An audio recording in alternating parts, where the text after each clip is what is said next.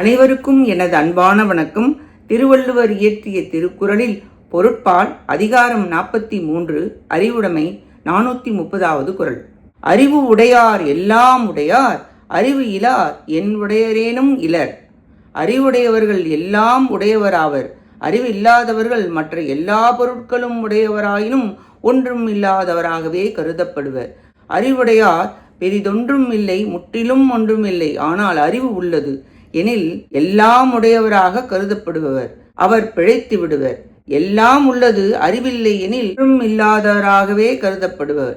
அறிவின் நிறைவையும் முக்கியத்துவத்தையும் தொகுத்து கூறுகிறார் இக்குறளில். அறிவுடையார் அறிவால் செல்வத்தை படைக்க முடியும், காக்க முடியும், பெருக்க முடியும், அனுபவிக்க முடியும்.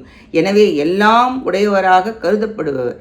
அறிவில்லாதவர்களோ முயற்சி இல்லாமல் செல்வம் நிறைந்திருந்தாலும் அவருக்கு அதை காக்கவோ ஊழால் விதியால் போய்விட்டால் திரும்ப படைக்கவோ அவரால் முடியாது. வறுமையாகி ஒன்றுமில்லாதவராய் போய்விடுவார் என்பது கருத்து. சொந்த அறிவும் இயல்பான அறிவும் நிர்வாகத்துக்கு மிக முக்கியம். இக்குறளால் அறிவுடையாரின் உடைமையும் ஏனையாரின் இன்மையும் அறிவின் அவசியமும் கூறப்பட்டது. நன்றி, வணக்கம்.